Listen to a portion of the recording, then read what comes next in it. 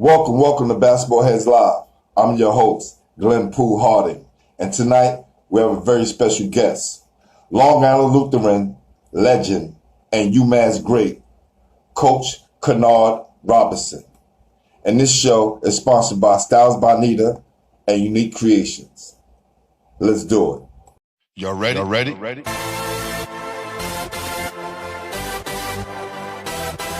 Yeah. You have just stepped into the world of chaos, where everybody goes hard. Come on. Go hard. Go hard. Go hard. Go hard. Go hard. Go hard. Go hard. Or go home. Never back down. You gotta hold your own. Go hard. Go hard. Go hard. Go hard. Go hard. Go hard. East Coast. Go hard. West Coast. Go hard. Midwest. Go hard. Dirty. Hurry up, everybody. Get online, buy your tickets, cause the game about to start. With the other frames would be dope, right? This way we could get them out faster, right? These ones like that. You know what I'm saying? Oh, I had another idea for you. Okay. Something else I'm gonna mention it later. Right. This is what we do here at Basketball Heads. Just waiting for my guy to come back on, and we're gonna start the show. Got you looking handsome over here, kid. What's up, man? What's going on, man? Hey, there was a lot of noise in that background over there, so I didn't want to, let you hear that while we're doing this interview. That's all. Nah, it's all good, my brother. Listen, everybody safe? Yeah. I remember you last summer at Kelvin Bigelow's. Yes, sir. Barbecue. Oh yeah, we got a story to tell about that. Oh yeah, sure. That's right. We got a story about that. That's for sure. Yeah. You was witness to some things that I don't think a lot of guys who played for me or played with me in college would have done in that situation. But I'm glad I took advantage of it, and I'm glad you was there. So, right. First of all, first question I like to ask everyone is, who introduced you to the game? Oh wow. My brother introduced me to the game, and actually I'm a late bloomer. So for all of those kids out there that think you got to start when you a kid prodigy, you got to be like that. Nah, it's not like that. I actually started late, and my brother used to play ball all the time in the summertime. You know, when he had friends and all that, and we used to go out. We used to, I used to be like the filler. I used to fill out the roster when they couldn't find nobody else. They're like, okay. Right. And I wasn't really serious about it, but I knew how to play. I was good enough to play with them, but it wasn't until I say the summer of, and I'm going back probably my freshman year in high school. This is when I was at Rosenpath High School in France, that I started taking interest. You know what I'm saying? And I started going out every day. I don't know if people are too young to remember this, but you'll probably remember this. I was out snow, with the snow on the ground with the boots on. Oh, for sure. Streets in the rain, off the court. Yeah, all of that. Trying to jump up to the rim, trying to get my hops right. And I remember by the time summertime came, because everybody was looking at me like I'm crazy. Look at this guy playing basketball in the snow. Can't even dribble a ball or whatever like that. But all I kept doing was just jumping. And by the time I took those boots off in the summertime, it was over. You know what I'm saying? It was over and out. So that's how I built up my jumping ability and got to where I need to go to be able to play the game, Okay. Practice makes perfect. That's the only thing that I know. So, Right. Well, I don't want to contradict what you just said, but I remember saying that in prep school, right? To the guys, I was like, come on, guys, practice makes perfect. And my coach, the great coach Paul Pellicani from MCI prep school, he was like, Glenn, practice makes permanent. Because once you learn it, you never forget it. May not be perfect at it, but you'll never forget it. So it all coincides. Who was your first coach? First coach was the coach at Roosevelt High School, because I actually walked on the team my sophomore year. So it was Roosevelt, probably maybe like 2015, going into the 2015 years, 2014 to 15 year, and he was my first coach because he was like, okay, you know, we already got our team, but yo, I like how you could block shots, because that's all I could really do at that time. I could run and I could block shots. So he was like, okay, I'm gonna keep you on. I was raw, you know what I'm saying? Because I had just really started the game, started learning it, and yeah, he was the first coach. Okay, and are you from Roosevelt? No, Roosevelt. When I say Roosevelt, because I'm from the boogie down. I'm straight from the Bronx. I'm still from the Bronx. So when I say Roosevelt High School, I see Roosevelt High School in the Bronx. Oh, you know, okay. Right from Fordham University. You know what I'm saying? Got you. Yeah, because I'm like I said, I'm originally from the Bronx, and it wasn't until I had a teammate named Anthel Hicks at that time. He wound up going to Our Savior and Our Savior Lutheran, and he's the one that actually introduced me to Ernie Leutch at the time at Riverside Church. It was like, man, we need a big man to come out, you know, who can block shots. Come out with me, and boom, I made the team that night. I think I had like good damn near 20 blocks or some shit like that. Wow. Yeah. So yeah, you know, so he was like, oh yeah, we're gonna keep this guy right here, you know. So yeah, so from there on, that's it. That's all it wrote, because after I started playing with Riverside, you know how I go. We traveling from here, we traveling each town. It opened up a lot. It opened up my eyes to everything, because all I knew was the block. You know what I'm saying? All I know about was playing around the block. But, you know, by me traveling, going to Atlanta, going to, you know, California, even going overseas, you know, it opens your eyes, and it makes you understand why people are the way they are and how they live. You know what I'm saying? It makes you real sensitive to, you know, how they are, because it always answers the question of, you know, well, why do they do that? Well, why do they do that? And then you find out, yo, they do that at their home. This is how they live. You're like, oh, okay. You start understanding, you know. So traveling, you know, was the best thing for me. And by playing with Riverside, I got that scholarship to go play at Long Island Lutheran my junior and senior year. And that's where I made a name for myself. Who was on that Riverside team with you? Oh, man. Okay, so we had Kenny Anderson at times, Conrad McCray, Adrian Autry, Brian Reese, man, so many people. Redden Reese, Franklin Weston, who wound up on the pit. I'm trying to think off the top of my head. You already named some beats already, man. Yeah, Anthony Cade. Wow. I think when we did the traveling team, we had Malik Sealy with us, and we had Gordon Winchester with us too. Wow. When we did the traveling teams, yeah. So yeah, that's real. So, and I remember you saying, you know, before Riverside, you was just playing on the block, right? Yeah, just playing on the block. I was just, like I said, man, like all I knew was the block. You know, when you're growing up, you don't know. You know what I'm saying? Like I said, I'm raised by only my grandmother. You know, for those who have that one parent household, you know, my grandmother didn't know about no basketball. She thought basketball was baseball, or baseball, you know, basketball was football. She don't know no better, you know, bless her heart, you know, in heaven. But yeah, you know, so I didn't have no real guidance except my brother who knew about it, you know what I'm saying? And because he wanted to, you know, when I started getting serious and they were actually better than me, you know, all they kept talking about was, hey man, we got to get down with Gauchos at Riverside, and I wound up being the first one to do it. You know, they always been talking about it, so it was like, okay, I'm doing it. Let's go. You know. Who was the best player in your neighborhood at the time? In my neighborhood, oh man, we had a lot, but it was like probably like maybe like street ball legends, man. Yeah, who was it? Man, what's my Manny name? I can't think of his name. We had a kid by the name of Leroy. We had a kid by the name of this guard who was real nice, who went to Kennedy at the time, Kennedy High School, who was crazy nice. I forget his name at the time. You know, so many years back, man. You know, you can only remember but so much, so much stuff. Ain't nothing wrong with that, brother. I know it's a But long time. around the way, around that way, like where I was, you know, we had Jamal Mashburn coming out over there. That's a Around where I picture. live out.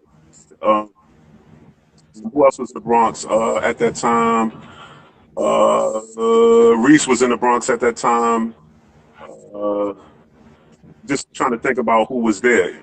My man Keith Bowman. We had the Twins at that time, and I don't know, the Twins for you it might be different from the Twins from I know. From around. Yeah, so the Twins who were nice too.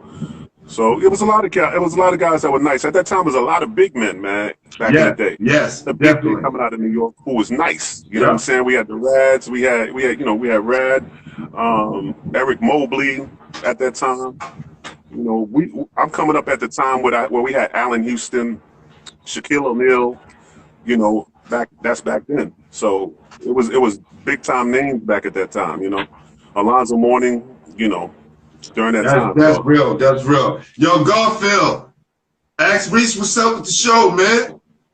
Garfield Smith. That's my man Garfield. I said, what's up, man? That's my dude right there. He always brought, man. He was on the show. Oak Hill. That's my man. We played against him, too. That's my dude right there. Yeah. So, how was your time at Long Island Lutheran?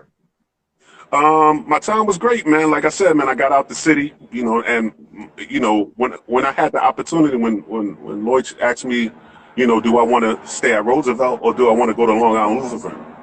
Come on, man. You already know. I'm out. I ain't have nothing around the way, you know. Come on, man. You know, everybody was living kind of grimy around the way, so it was like, yo, it's time for me to, you know, let me shift gears, man. Let me move somewhere else. Let me make a name for myself. And my time at Long Island Lutheran was great. I wound up living with one of the point guards that was there. His name was Chris Pursuit. At the time, and his family out there, real nice. It took, you know, I had the basement down there, and it was hard at first because, you know, I'm out there in the quiet, so I hear crickets and all that. I couldn't fall asleep for nothing. Isn't it crazy? I couldn't fall asleep, man, because I'm used to like. Hey, Pablo, throw that out the window at night. You know, like, you know, you hear sirens and all that stuff. You know what it is. So, yeah, man. So, yeah, Coach McKillop, definitely Coach McKillop was out there. I see you, Rick. You know. Yeah, that's my guy, man. He's a big contributor to the show, man. My guy, Rick. So, who were some of the guys that was on the team besides the guy you lived with? So it was a guy by the name of Alan Fields. Brian Clifford. Brian Clifford, he wound up going to Iona. Like, it was like 5 of us that went to D1 schools at that time. But we had like our front line mad big, and they always been mad big, but our front line, me, 6'9" at the time. We had a 7-footer. We had Brian, 6'7". We had a 6'4", 6'5" guard. Chris Pursuit, and then Allen, who was probably the smallest on the team, at like 5'9". But we ran through the island. You know, everybody else was shorter than us, man. So it was like we only had real competition when we left the island. You know, once we played like the Oak Hills and you know, going up to Maryland and, you know, playing those teams like North Carolina, Greensboro, going out of state. Those were those teams that gave you that fire. So, you know, that's where you really proved yourself right there, you know. Okay. Who did you pat in your game after? Oh, wow. See, at that time, one thing that I could do really good, at that time when I got to my junior year, I could run really fast. And for my size, when I became 6'10", me running real fast, most of them, they couldn't run as fast as me. So I would be running with guards. So I would love to play with a fast guard because if I was playing with a Kenny, he knows I'm already down court already. I'm right behind him. So out of my game now, whoever can get down court fast. If they can get down court fast, man, that's me. You know, I'm always running. You didn't watch anybody back in the day that said, you know what, I'm gonna do what he does. I'm gonna take what he does. Like there was nobody you. Well, I wanted to, like I said, back in the day, it was all about the big men. So I was always loving some Kareem, man. Kareem Abdul-Jabbar. I loved Hakeem Olajuwon. You know, like I was always into those big men, the big men stuff. It wasn't until Kevin Garnett got into it, and then I was like, okay, Gotta switch it that up. changed the game. He changed the game for the big men. You know what I'm saying? At that time, for him coming as a high schooler and doing what he did, you know, that heart was phenomenal, and he always played hard. That was me. So if I had to pattern myself after somebody, I'd probably be like him because I always play hard. That's one thing you couldn't say, you know, oh, he didn't play hard. I always play hard. Okay. Yeah, Pat Alphonse in the building. What up, Rob Phelps? He said, I see you, Rob. I see you, Rob. I see you, Storm. What's up, man? I know Chris Pursue. Yeah. And he had a lefty. He's a nice jumper. Yeah, that's my man. Okay. You know? Cool. So, who asked did you bust and keep it real to let you know you was ready to go and play in the Atlantic 10? Well, at that time, like I said, you know, it was a lot of All-Americans during that thing. Like I said, Kenny Anderson, you know, was the big thing. Malik and them all came out and all that. So it was, to make a name for yourself was really hard. But I wasn't All-American at that time because it was so many. It was no lie. It was so many guys that were really good. But I was honorable mention on All-American, and I still, you know, I was busting people's ass when I had the chance to do it, you know, because one thing with me is I always had a chip on my shoulder, you know, and I always played like that. It's like, okay, damn, you know, yeah, you good, but guess what? I'm good too. And I never talked out there. I wasn't a talker. I was all about proving it on the court. Never a talker. So I never talked junk. I always just proved it out there, you know. So then there was never the a church was a defining squad. game. The church was a squad. there was no defining game that a player that you played against to let you know you was ready. Because we all have those games. Okay. Well, I know when we was playing against Oak Hill. Now when we playing against Oak Hill, I was probably the only one on my squad that scored. So you know what I'm saying? Like I had like maybe 17, 18 points, 9 rebounds. And the reason why is because I knew all the guys that was already on the team. Most of them were Riverside and Gaucho guys. So I was like, yo, man. And the guards that we had, there weren't no comparison to who Oak Hill had at that time. So, you know, those guys, you know, but I held my own. I did what I had to do. You know, Garfield could jump for me too. He knows what's up. But, you know, we couldn't do nothing against that team. That team was like an all-American havoc team. They just rage havoc on people, man. They're crazy, you know. But I had a lot of games. I had a lot of good games down in North Carolina. I went against a kid from North Carolina who wound up going to UNC. Was pretty good. Jerry Walker, then we played against New Jersey and them. Jerry Walker, Yeah.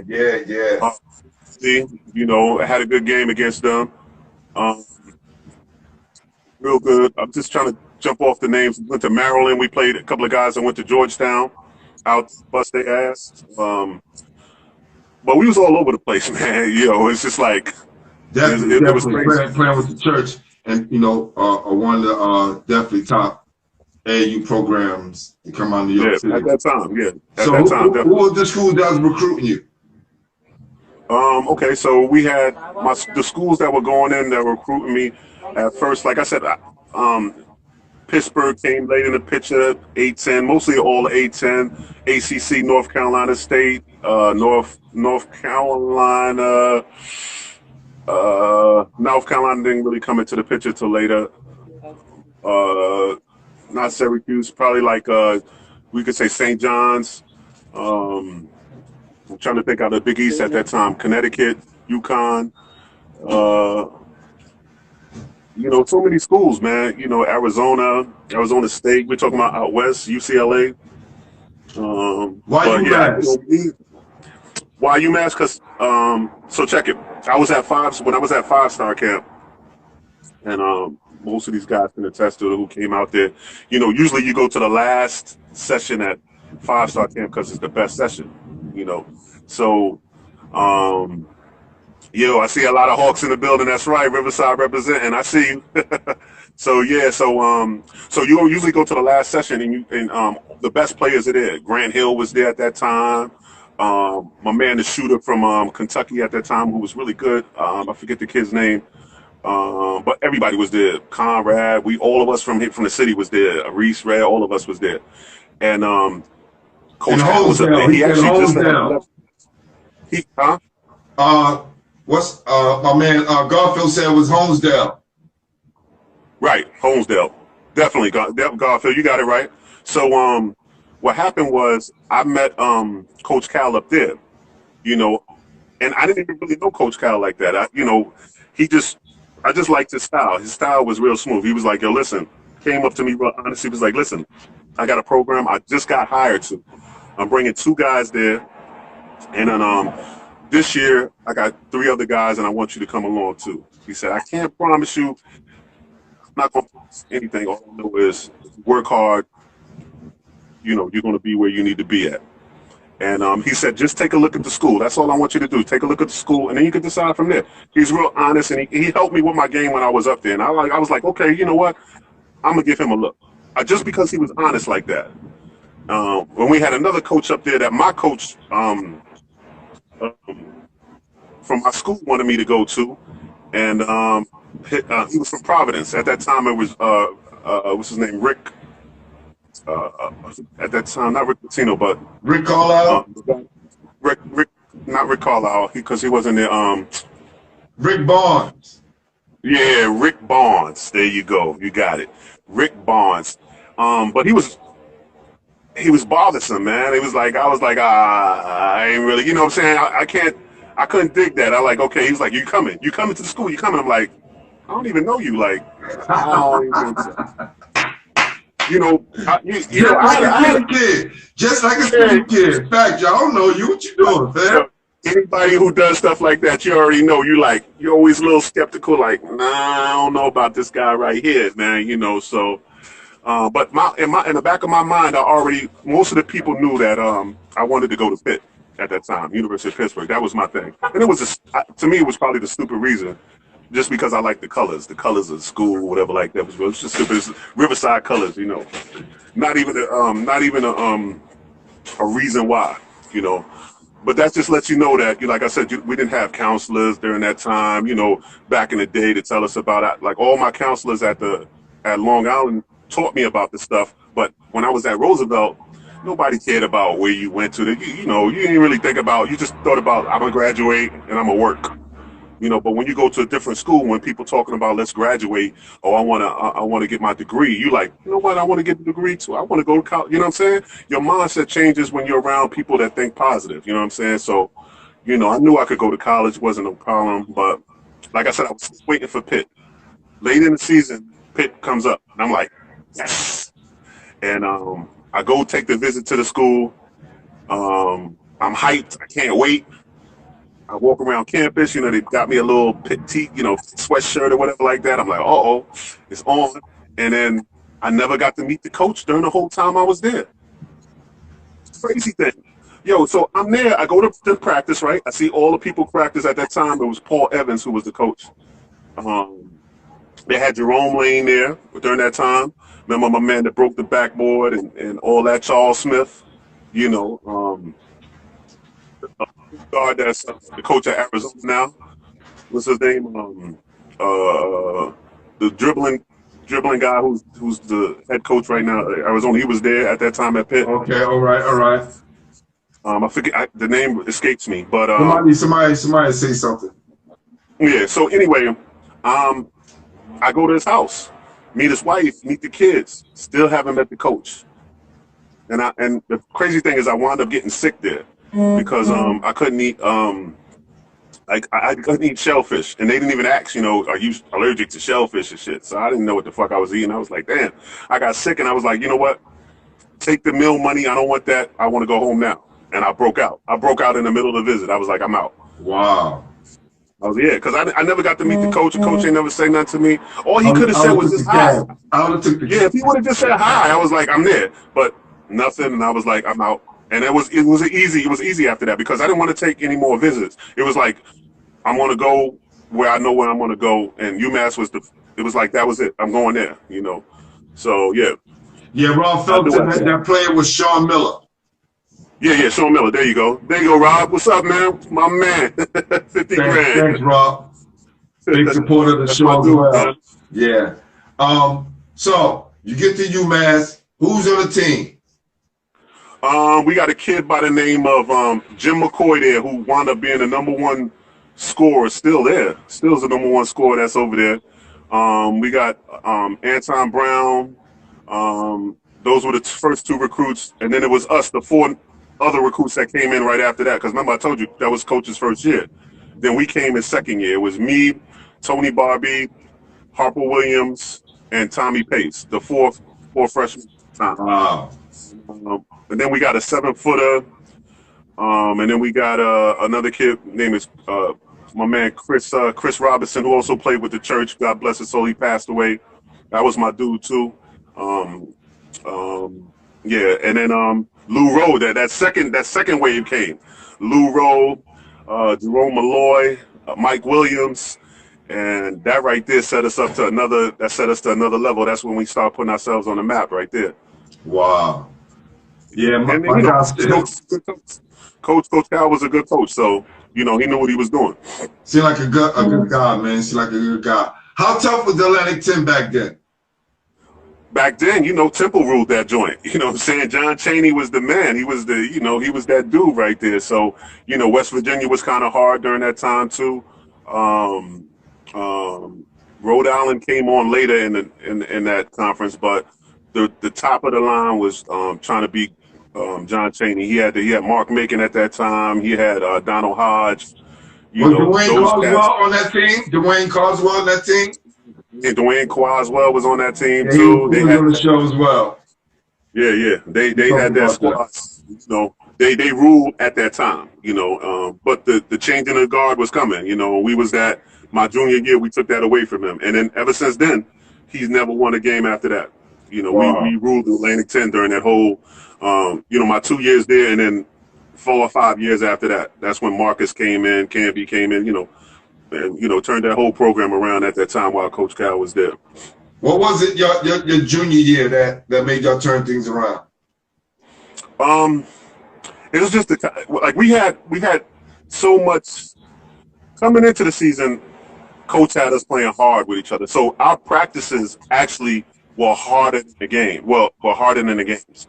So the practices that we were having, we were going in, we like some of the blows with each other, but we loved each other. But you know how when you go hard, and you know what I'm saying, and your adrenaline is up. We used to be scrapping on the ground and jumping on. We didn't take no joke. So every time we played against people, it felt lighter. Like, these guys can't play with us. You know what I'm saying? I mean, look at it, 35-5 that year. So. Yeah, that's real. Second best record next to Duke. So, wow. Phil Smith said the Riverside practices was like that as well. Yeah, exactly. It was hard, man. But what you did, you learned. You know what I'm saying? You learned a lot because you knew to bring your A game. If you ain't bring your A game, you might as well be on the side, man. That's it. That's real. That's real. And that's why the theme song to the show is "Go Hard." Right? Because, coming up in New York City, that's all we know. You go hard or you go home. Right. You got to do that because, and I say, when I started coaching, that's all I know. All I know is if you go hard, effort is half of your game. If you playing with a lot of effort, you're gonna do well. You know what I'm saying? Effort is half the game. And it don't take talent to have effort. Well, when you like all conference, anything your junior, senior year? My junior, senior year, I was no, we had too many. It was too many cats on our squad that was like, that brought it like that, and I was just, I was a part of it, man. You know what I'm saying? A part of the magic. I did my thing defensively. I scored here and there, when I needed to, or whatever like that. I didn't have to put up big numbers because I didn't have to, because our team was like that. We had all-star 5 players all scoring in double figures. And it's so crazy, right? Because yourself not being, All-American or the top tier player, you still got to the Atlantic 10, one of the toughest conferences in the country, and did your thing. And I think a lot of time kids are so caught up in the name factor of the school instead of going somewhere and building something. You were part of a building process at UMass, and now everybody know what UMass is about. Listen, I'm gonna tell you this, and I tell this to everybody when I first started playing at UMass. When I first went to UMass, and I had to sit out my first year. You know, my first year I had to sit out because I was a Prop 48, and I don't know if people know what that is. Yeah. Back then, you had to sit out because you didn't do well on the SATs. Yeah, caught that. I was always great in schoolwork. So it took me a while when I came back my sophomore year because I was out for that year to get into it, you know, get back into the swing. It's different when you off the court compared to playing on the court with, you know, college players who are men. Right. You know what I'm saying? Yeah, I built myself up. I was in the weight room, but that's nothing compared to playing. So, you know, you always have to come in with the mindset of, okay, all right, I know I need to get back into what I'm going to do. Right. But it wasn't until later in that year that I started coming back into what I need to do and get there. And the biggest thing is you have to understand what a program is. Yeah. And I like I said, when I first got to that program, everybody used to be like, yo, you play for this school? The people at the school be like, you play for this school? And in like 2 years, they turn around and be like, do you know who you are? Wow. Do you know who you are? I'm like, yo, so you get to see that. You get to see the beginning and you get to see to the end, like how it is. Like, we couldn't go nowhere. It was crazy on campus.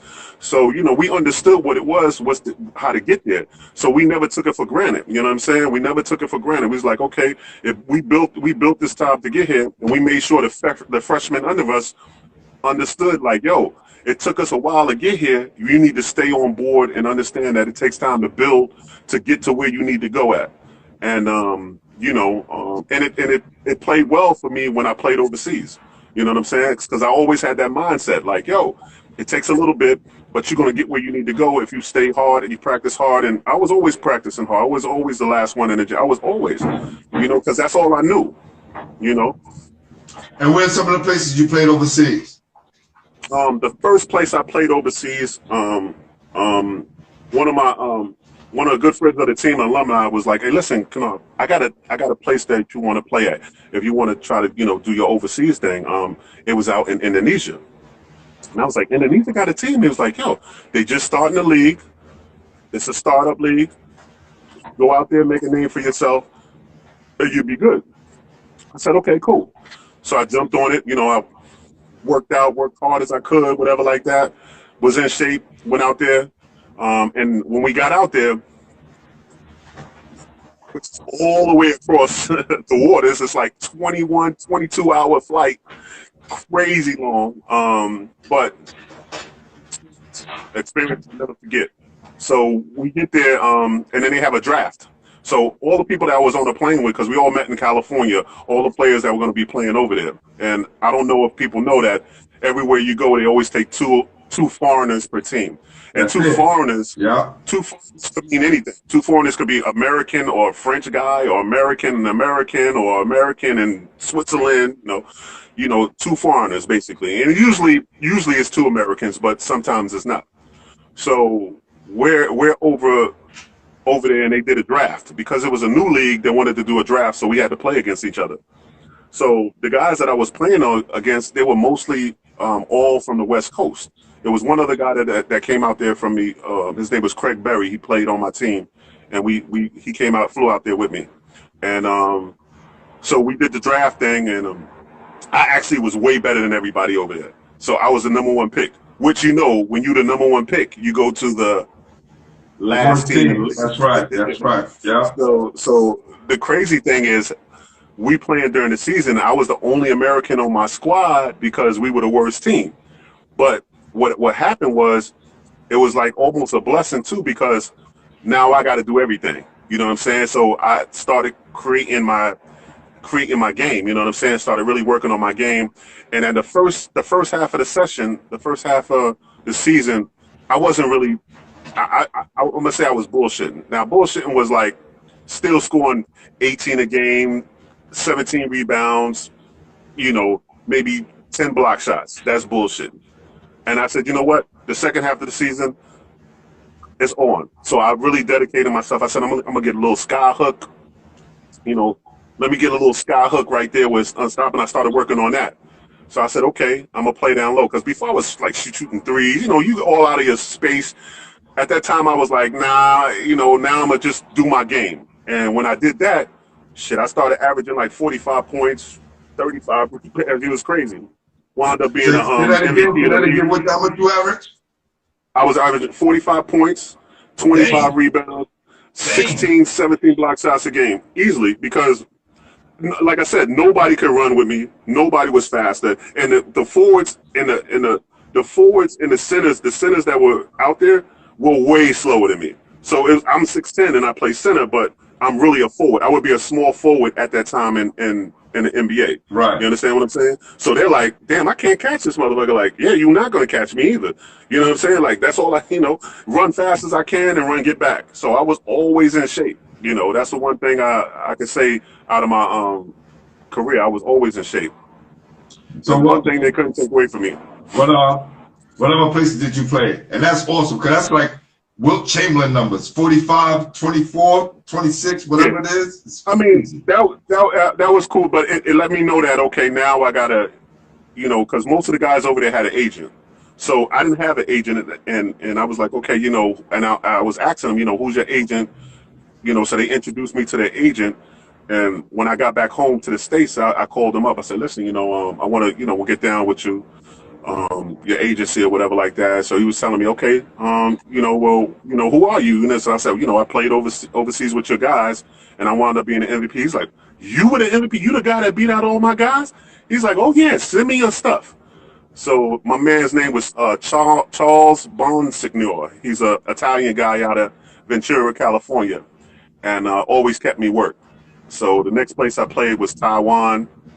That was a full season, eight months. After that, I left and I went over to Europe, over to Slovakia. Won it over there. Came back to China, and then went back to Taiwan. And then I was over in Saudi. I was over in Greece. How many years altogether? Brazil, altogether a good 10, 11 years. Wow. That's awesome. That's awesome. Yeah. So I was all over the place, man. All over the planet, basically.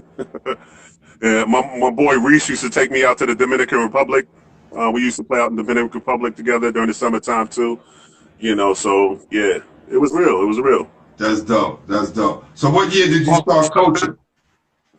Oh, okay. So when I got back home, and I found me a real job. Real jobs come in. I called up my coach. I was like, yo, listen, I need to, get something. I'm ready to settle down or whatever like that. So he hooked me up in New Jersey for a little bit, and I was out in New Jersey, working out there for a while.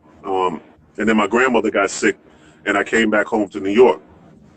And she passed away. She wound up passing away. And I was like, okay, now I don't want to go out to Jersey no more. I want to do something different, because my mindset was different after she passed. I was like, let's do something new. So I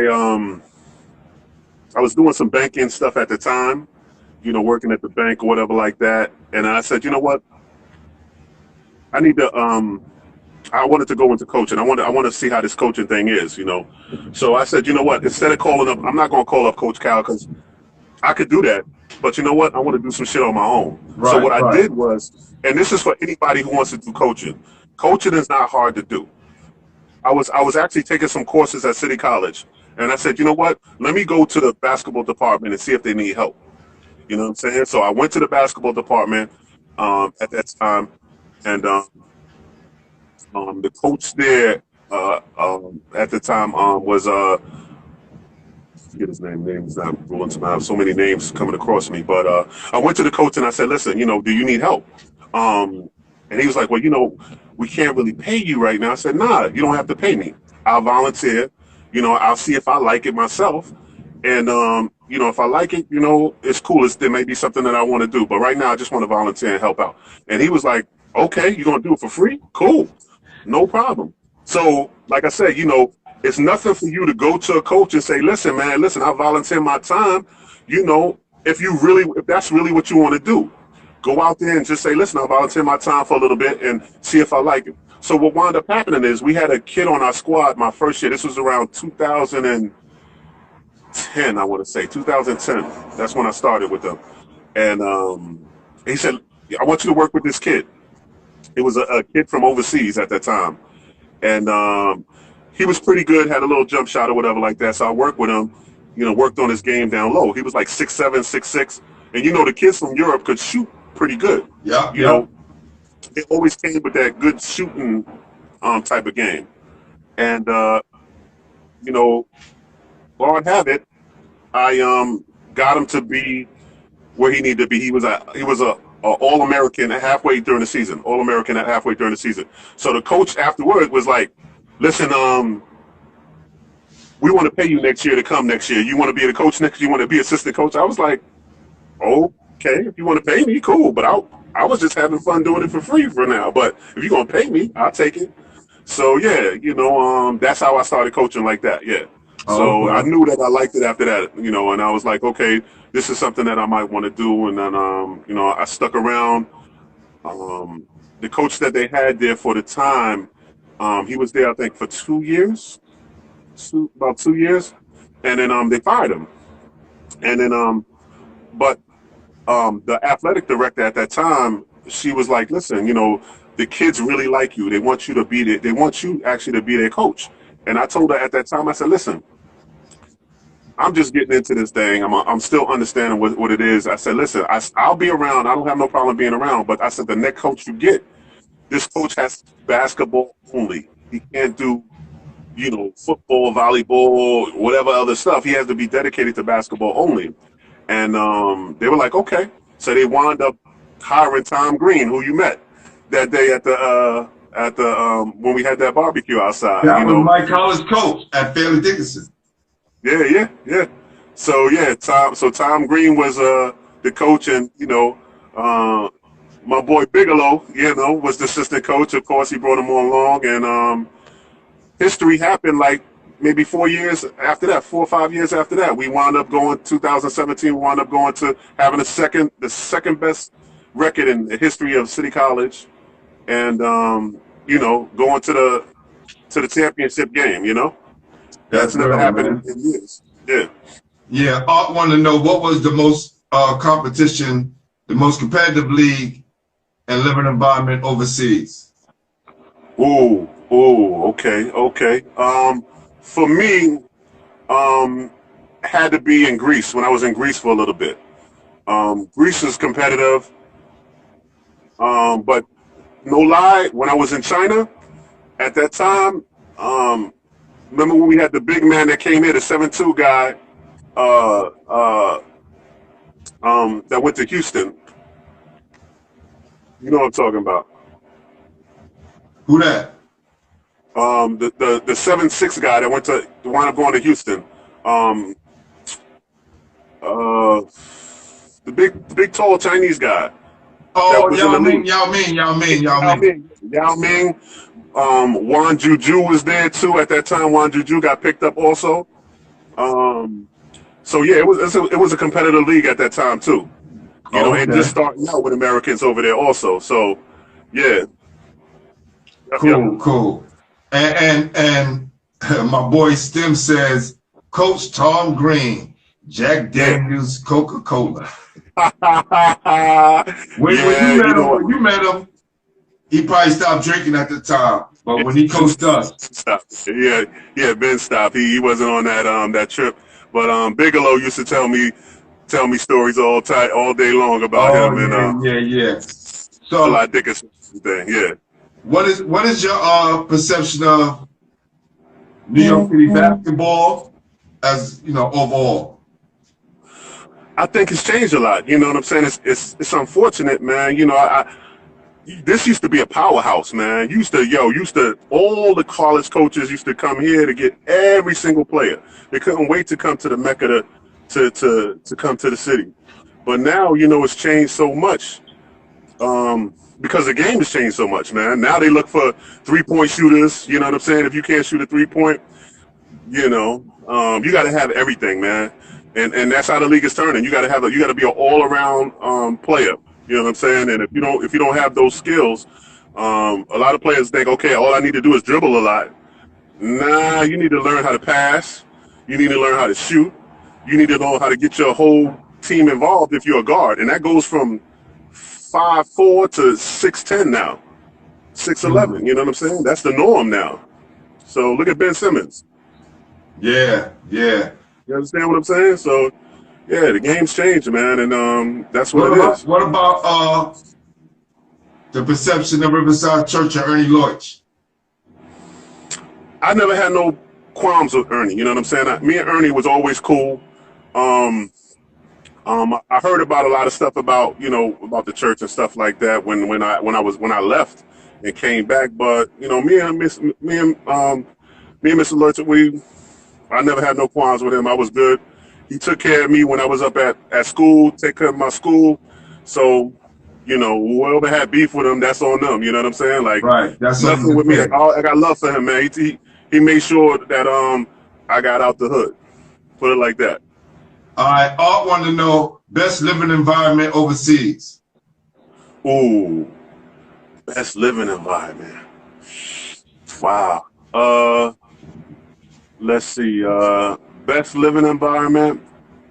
I got a couple of places. I like Brazil when I was over there. I got to go with Taiwan. Taiwan was pretty cool. Greece was nice also. Spain too. Spain was nice also. Okay. All right. So Argentina was good too. who? Argentina. All right, my boy, my partner Stem said, ask about twins, Gary and Tyreek. Oh, probably one of the best guards. Probably the 1-2 punch on you all day, baby. Definitely the best guards. They knew where you were. I love playing with them because, like I said, I was a fast big man, so they know if I'm getting down court, they already know where I'm there. So it's like, okay, boom, to the left, to the right, dunk here, throwing it up in the air. Them cats was nasty, and they was fast, man. Fast. All right, another question.